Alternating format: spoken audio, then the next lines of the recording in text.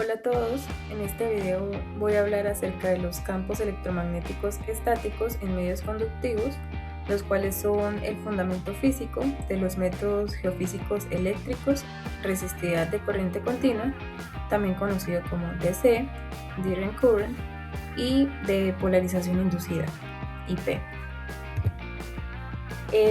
Voy a iniciar explicando los fundamentos físicos de estos campos electromagnéticos estáticos.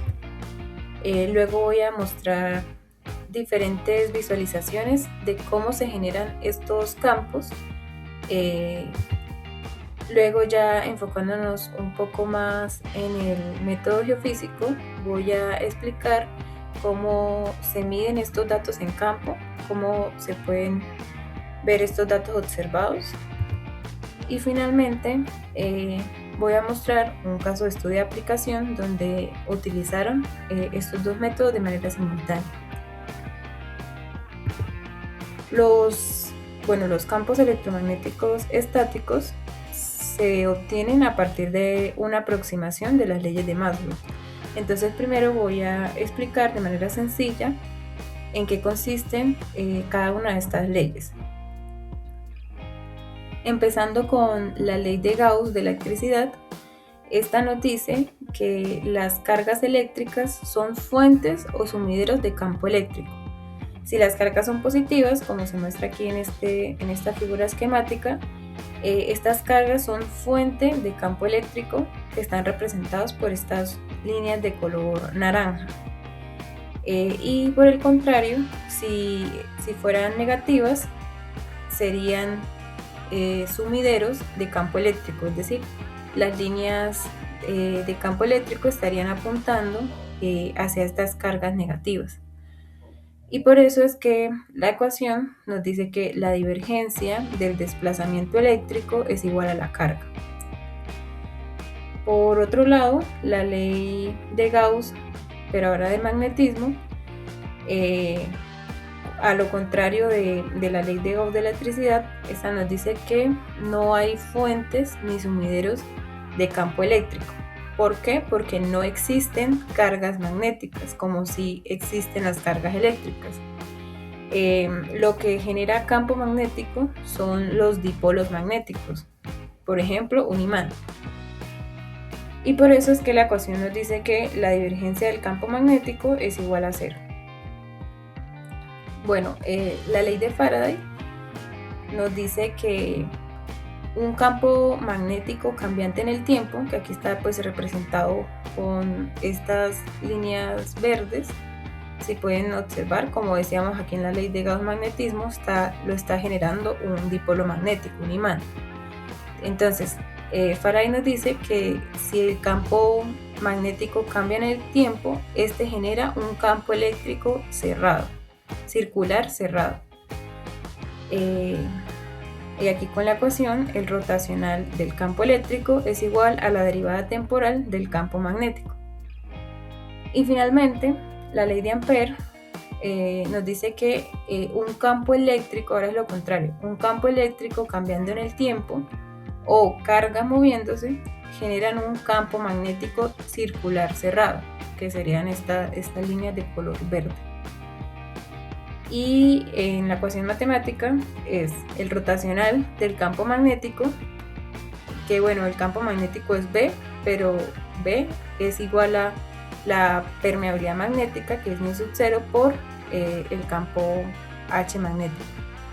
Entonces, el rotacional del campo magnético es igual a la densidad de corriente más la derivada temporal del desplazamiento eléctrico. Entonces, como dije al inicio, al aplicarle la aproximación estática a estas leyes de Maxwell, todas las derivadas temporales se igualan a cero. Entonces, aquí se muestra cómo queda cada una de las leyes de Maxwell al aplicarle esa aproximación estática. Entonces, como pueden observar en la diapositiva, la ley de Gauss de electricidad, tanto la ley de Gauss de electricidad como la ley de Gauss de magnetismo quedan exactamente iguales a las originales, ya que pues estas no presentan derivadas temporales. En cambio, las otras dos, que son la ley de Faraday y la ley de Ampère, sí cambian porque estas sí tienen derivadas temporales. Por ejemplo, la ley de Faraday queda que el rotacional del campo eléctrico es igual a cero. ¿Qué nos quiere decir esto? Que no hay campos magnéticos, no existen campos magnéticos que me generen el campo eléctrico. Si se genera campo eléctrico es por otra razón. Y la ley de Ampère queda que el rotacional del campo magnético es igual a la densidad de corriente. Y bueno, de la ley de Ampère podemos concluir que el campo eléctrico es irrotacional, ya que su rotacional es igual a cero, y todo campo vectorial que sea irrotacional cumple con la propiedad de que es conservativo. Y al mismo tiempo, todo campo vectorial conservativo se puede expresar como el menos gradiente de un potencial. Para este caso, el campo vectorial es el campo eléctrico, entonces el campo eléctrico se puede expresar como el menos el gradiente del potencial electrostático, ¿sí? Esta expresión se puede reemplazar o sustituir en la ley de Gauss de electricidad, que nos dice que la divergencia del desplazamiento eléctrico es igual a la carga. Recordemos que el desplazamiento eléctrico es igual a la permitividad eléctrica, epsilon, por el campo eléctrico. Entonces, sustituyendo el campo eléctrico en la ley de Gauss de electricidad, nos queda esta expresión. Y esta expresión presenta dos soluciones. Una para donde el medio es homogéneo, es decir, que la permitividad eléctrica es constante y satisface la ecuación de Poisson, que es esta de acá, que el laplaciano del potencial electrostático es igual a menos la carga dividido entre la permitividad eléctrica, ¿sí? Que es haciendo esta operación y sacando la constante que es la permitividad eléctrica. Y al tener esta solución que satisface la ecuación de Poisson, tenemos que es el método geofísico polarización inducida. Y el otro caso, que es si el medio es libre de cargas, es decir, no presenta cargas eléctricas libres, tenemos que satisface la ecuación de Laplace, ¿sí? Donde el laplaciano de ese potencial electrostático es igual a cero, porque pues no existen cargas. Y eso es lo que explica o es la base física del método geofísico de resistividad de corriente continua. Finalmente, lo que queremos hallar entonces es ese potencial electrostático. Por ejemplo, si consideramos una tierra uniforme de resistividad constante, inyectamos una corriente eléctrica, según la ley de Gauss de electricidad, esta corriente nos va a generar un campo eléctrico que en esta figura está representado por estas flechas negras, estas flechas continuas negras, y según la expresión que vimos anteriormente, este campo eléctrico también nos va a generar un potencial electrostático calculado en un punto R, en cualquier punto de acá, y está representado por estas líneas discontinuas que también son conocidas como superficies equipotenciales. Este campo eléctrico está relacionado con la densidad de corriente. Entonces, lo que queremos hallar es el campo eléctrico y posteriormente poder calcular o llegar al potencial electrostático medido en cualquier punto, ¿sí? Entonces, la densidad de corriente que fluye en cualquier punto de esta superficie hemisférica se expresa como la corriente dividida entre el área de la superficie hemisférica, que es 2pi por r al cuadrado. A partir de la ley de Ohm, que es igual a, que dice que la densidad de corriente es igual a la conductividad eléctrica por el campo eléctrico, se puede despejar el campo eléctrico y sustituir la densidad de corriente para esta superficie hemisférica, quedando que el campo eléctrico es igual a la corriente por la resistividad dividido entre 2pi por r al cuadrado por el vector unitario. Y finalmente, para hallar el potencial electrostático en cualquier punto R, se puede calcular integrando el campo eléctrico y nos queda finalmente esta expresión, ya que la integral evaluada en el infinito nos da 0, ya que el potencial depende de la distancia y entre una distancia infinita el potencial se va a tender a 0. Entonces nos queda que el potencial electrostático calculado en cualquier punto R es igual a la corriente por la resistividad sobre 2pi por R, ¿sí? Y listo, hasta aquí se explica todo el fundamento físico de estos campos electromagnéticos que, resumiendo un poco, vimos que se obtienen a partir de una aproximación estática de las leyes de Maxwell, donde todas las derivadas temporales se igualan a 0. Es decir, una vez se generan los campos eléctricos, llenan todo el medio, no dependen del tiempo, sino que instantáneamente se llena todo el medio del campo. Y ahora vamos a ver cómo el método geofísico aprovecha la física de estos campos para poder realizar las mediciones y poder obtener información de los materiales del subsuelo. Entonces, lo que se hace en campo es utilizar 4 electrodos, 2 que inyectan corriente, que normalmente se conocen como A y B, y 2 que no inyectan corriente, sino que miden, y son los que comúnmente se llaman M y N, los que están dentro de los electrodos de corriente. Como pueden ver acá en este esquema, por el electrodo A se inyecta una corriente positiva y por el electrodo B se inyecta una corriente negativa. Entonces, nuevamente, como esto siempre se explica y se obtiene a partir de las leyes de Maxwell, recordando que la ley de Gauss de la electricidad dice que las cargas positivas son fuente de campo eléctrico, por eso se ve acá que como esto es una corriente positiva, se genera, o de ahí es fuente el campo eléctrico, y cuando es negativa son sumideros, es decir, llegan las líneas de campo eléctrico, ¿sí? Entonces, cuando se inyecta corriente, se generan estas líneas de campo eléctrico, que también están relacionadas con las líneas de densidad de corriente, y también el potencial, las superficies equipotenciales, que son las mismas que veíamos para este ejemplo de un solo punto de inyección de corriente. Y este es el principio de ambos métodos geofísicos eléctricos, la resistividad de corriente continua y la polarización inducida.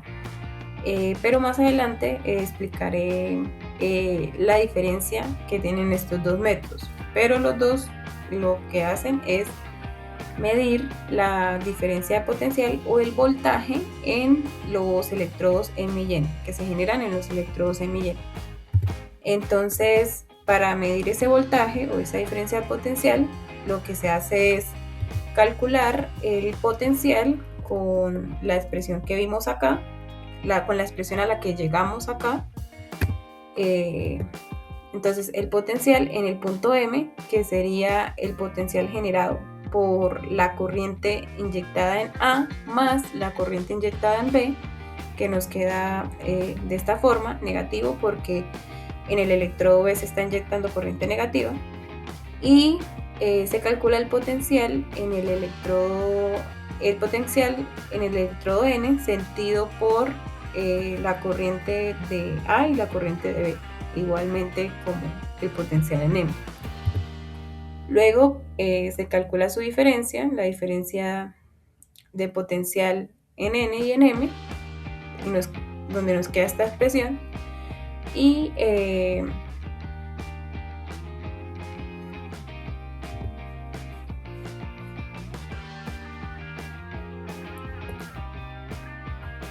pues sacando factor común de esta constante, que es la corriente, por la resistividad dividido entre 2pi, nos queda finalmente que la diferencia de potencial o el voltaje es igual a esta expresión. Esta parte de aquí que señalo de la expresión completa es lo que se conoce comúnmente como el factor geométrico, que es lo que define las distancias de cada uno de los electrodos. Y pues existen, en el método geofísico existen varios arreglos, o sea, varias configuraciones de estos electrodos, que son los conocidos como Wiener, Schlumberger, dipolo-dipolo, polo-polo. Y cada una de estas configuraciones lo que cambia es esa localización y distancias de los electrodos entre sí. Bien, ahora les voy a mostrar la visualización de estos campos electromagnéticos estáticos bajo 3 configuraciones diferentes del subsuelo. La primera es un modelo homogéneo, la segunda es un modelo estratificado de capas horizontales y la tercera es un modelo homogéneo que tiene una esfera con una propiedad anómala.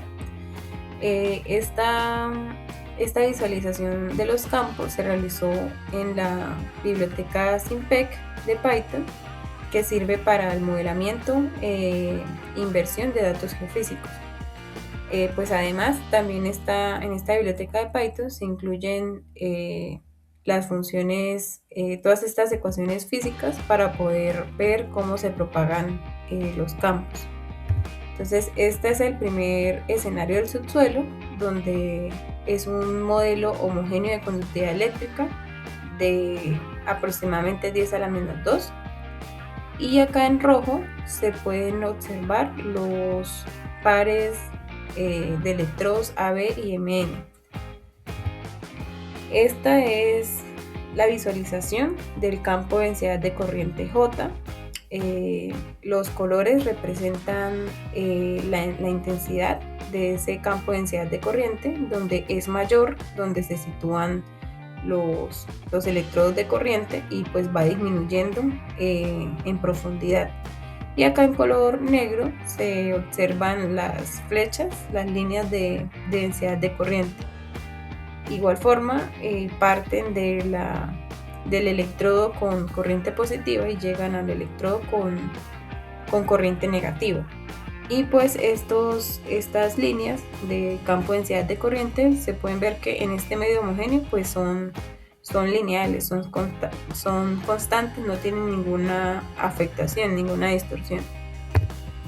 Este es el campo del potencial electrostático, que son esas superficies equipotenciales que veíamos en los esquemas anteriores. Nuevamente pues se muestra la intensidad, la magnitud, y pues se alcanza a mirar que esta superficie equipotencial es perpendicular a estas líneas de densidad de corriente. Y finalmente otro campo que se puede ver a través de esta biblioteca de Python, SIMPEC, es la densidad de carga, pues sin embargo en este modelo no se le incorporó una densidad de carga.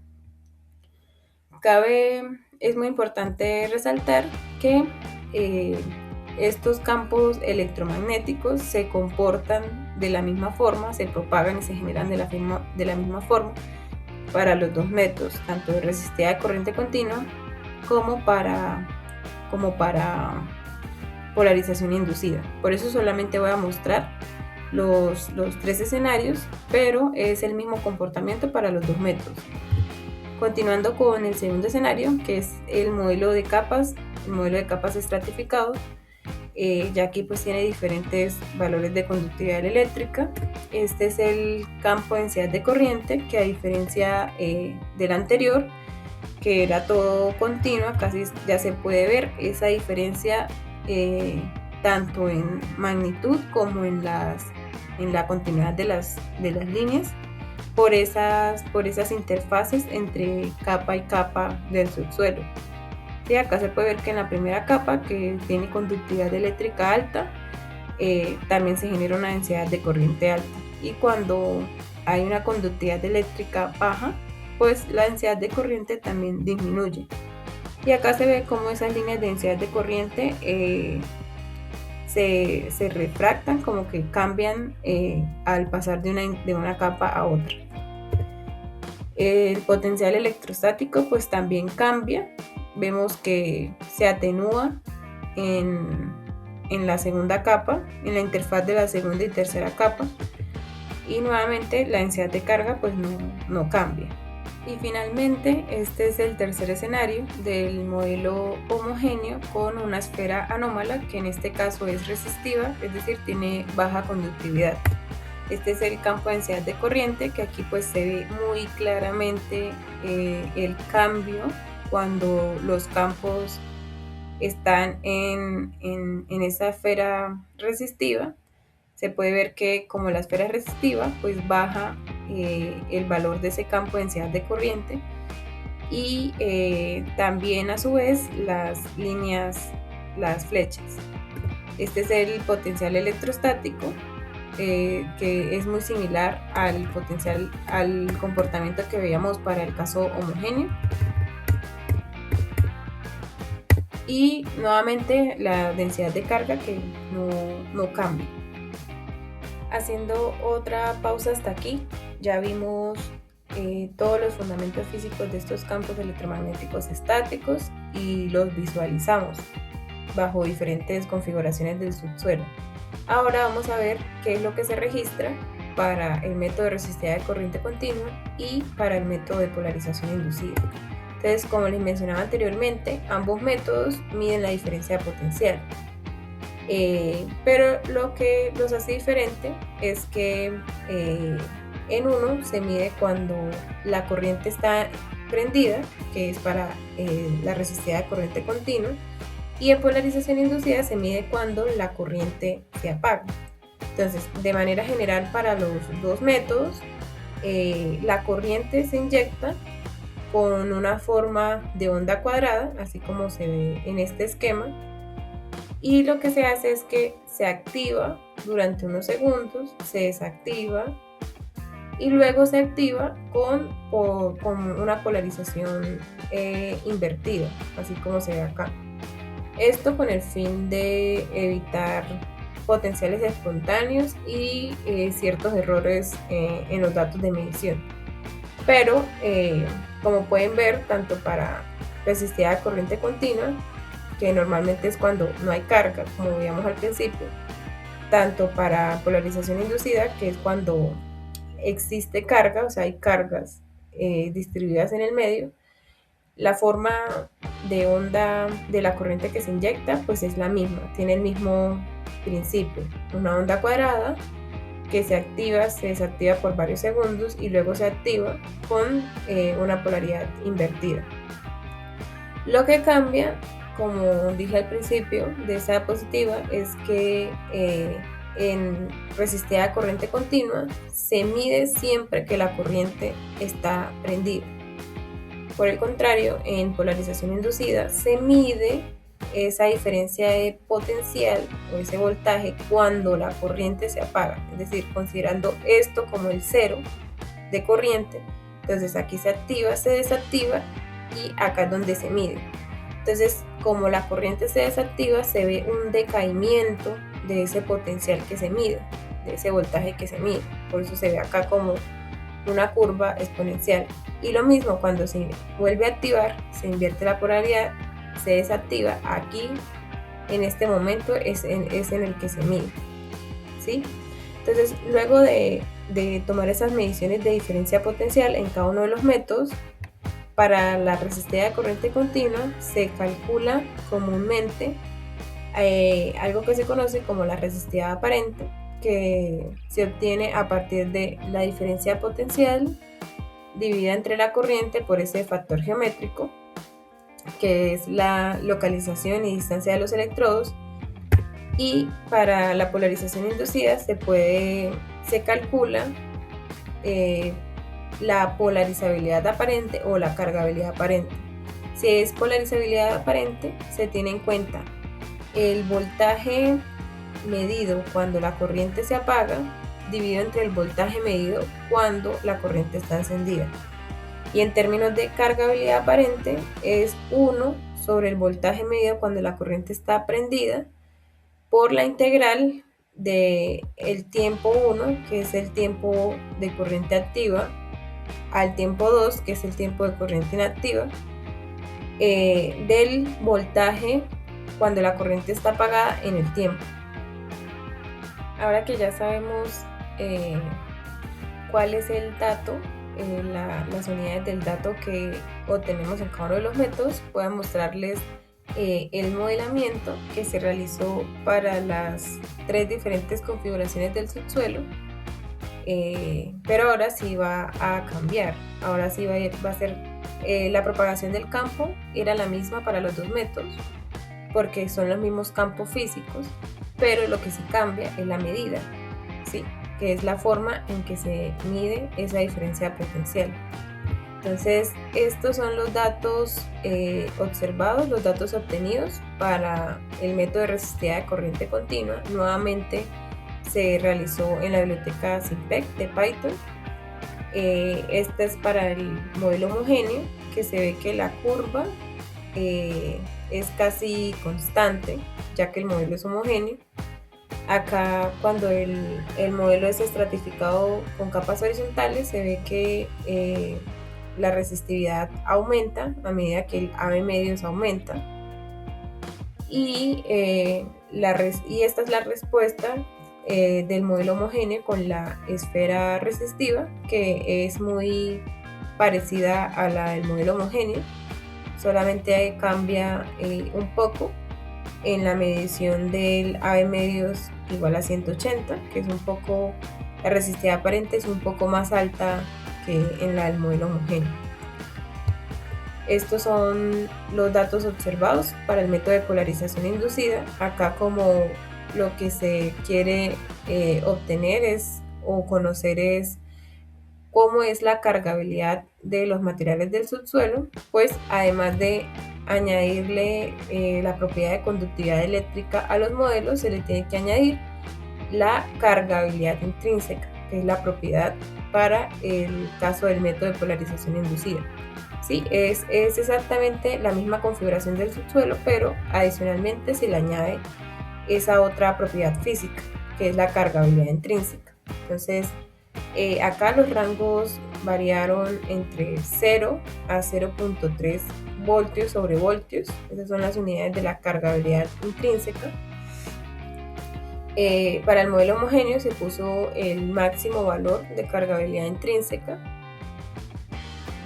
Pues está la respuesta para el modelo estratificado, que se puede ver que es muy constante, y esta es la respuesta para el modelo de la esfera resistiva, que para el caso de la cargabilidad tiene una alta cargabilidad. Nuevamente, las respuestas de estos dos modelos, como en todos los casos, siempre es muy similar.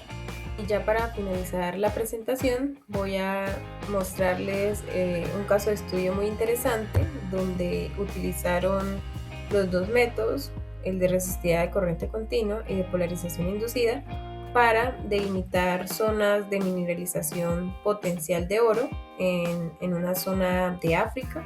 Entonces, aquí se explica un poco lo que fue la adquisición de cada uno de estos 2 métodos.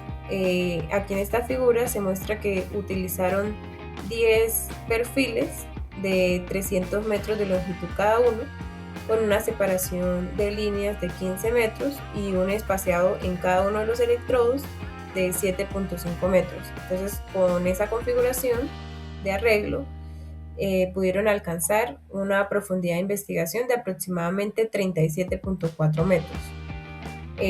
Acá se muestra el equipo utilizado en campo, Estos son los electrodos en el subsuelo, estos son los transmisores de corriente y este es el equipo receptor.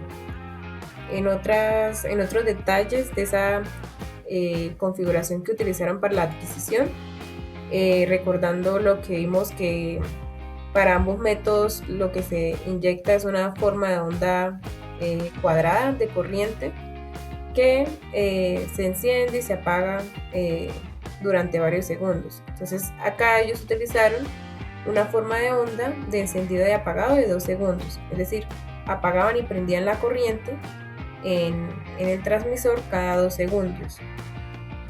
Y además, cuando apagaban la corriente, consideraban, para el caso de polarización inducida, consideraban la medición, o sea, la curva de decaimiento, solo después de un tiempo de retardo de 0.1 segundos, donde ellos explicaban que era para minimizar la influencia de un fenómeno conocido como acoplamiento inductivo. Y bueno, con esto podemos ver que entendiendo los fundamentos físicos de los métodos geofísicos podemos entender el porqué de las cosas, es decir, podemos entender de dónde viene decir, por ejemplo, que utilizaron una forma de onda de encendido apagado de 2 segundos. Y pues todo esto, que son los campos electromagnéticos estáticos, también vimos que vienen de las leyes de Maxwell, que a propósito de las leyes de Maxwell se obtienen la mayoría, o bueno, son los fundamentos físicos de la mayoría de los métodos geofísicos eléctricos y electromagnéticos. Y bueno, ya como forma adicional, estos fueron los resultados que obtuvieron a partir de la inversión de los datos que se adquirieron. Se identificaron 3 zonas. Estos son los modelos, estos son cortes de los modelos invertidos de resistividad, y las zonas las identificaron como 1, 2 y 3, ¿sí? Y estos son los modelos resultados de la inversión de los datos de polarización inducida, y pues se identificaron 3 zonas también, A, B y C, ¿sí? Digamos que aquí muestran los niveles de cargabilidad y resistividad. Cuando son cargabilidades bajas y resistividades de bajas a intermedias, ellos interpretaron como que era una formación limonítica de hierro bandeado que corresponde a las zonas A1 y 2. Cuando la cargabilidad y la resistividad era un nivel intermedio a alto, era formación de hierro bandeado intensamente silicificada y corresponde a la zona B2 y 3. Y finalmente, cuando tenían niveles de cargabilidad alta y de resistividad intermedia a alta, correspondían a formaciones de hierro bandeado, que son los que se conocen como BIF, con sulfuros diseminados. Y esta es la formación objetivo que contiene vetas de cuarzo más carbonato con contenido de oro. Sí, el oro está diseminado. Y corresponden a las capas C, 2 y 3, que son estas y estas. Entonces, pues ya quería finalizar con este caso de aplicación interesante, donde podemos ver que utilizando estos 2 métodos pudieron identificar formaciones del subsuelo que contienen oro diseminado. Esto fue todo por la presentación, muchas gracias. Les recuerdo que esta presentación fue en el marco de un proyecto académico de la clase de ondas en medios del primer semestre de la maestría en geofísica. Si tienen cualquier otra duda, me pueden escribir al correo que mostré al principio de la presentación. Muchas gracias.